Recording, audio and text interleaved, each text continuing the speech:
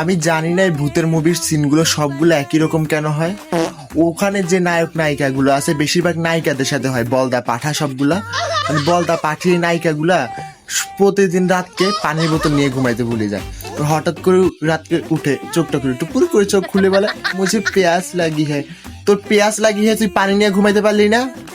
মানে ও জানে ওরে কয়েকদিন ধরে ভূতেরা ডিস্টার্ব করতেছে, তাও যে একটু আওয়াজ পায় জায়গা একটা কম দামে সস্তা একটা টর্চ নিয়ে জায়গা ভূতের পিছনে পিছনে যায় বলে কন হ্যাঁ। তুই জানোস না তোর ভূতেদের ডিস্টার্ব করতেছে কয়েকদিন ধরে, তোর 14 গোষ্ঠী তোর ঘরের লগে আছে, ওদেরকে ডাকি নিয়ে যেতে পারলি না ভাই? তারপর যখন পানি আনতে যায় একবার ভূতে ভালো মতো পানি দিয়ে দেয়। ভূতে জানে ওরে ভূতে যে ধরে একবারে চিটপটাং করে দিবে, আসার দুইটা মারবো, তাও এতে যাইবো ভূতের পিছে পিছে কন হে করতে করতে।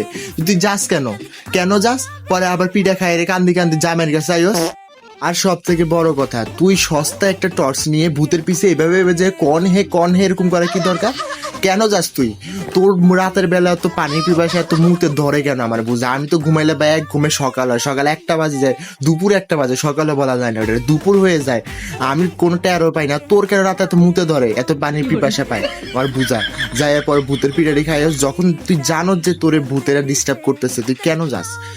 তুই যখন আওয়াজটা পাইছিস, আমি যদি জানতাম আমার ভূতে ডিস্টার্ব করতেছে, আমি যদি আওয়াজ পাইতাম ভাই, আমি তো ওইখানেই সব শেষ হয়ে যেত, আমার একবার জীবন জিন্দিগি ওখানেই খালাস হয়ে যেত। আর তুই একটা মোমবাতি, একটা টর্চ, একটা সস্তা টর্চ, এটা নিয়ে তুই ভূতের পিছনে যাস কন হে করতে করতে তোরে যে পিকটা তোর চ্যাপটিক বানাই ফেলে না, এটাই তোর ভাগ্য। মাঝে মাঝে তো একবার চ্যাপটিক বানাই ফেলে।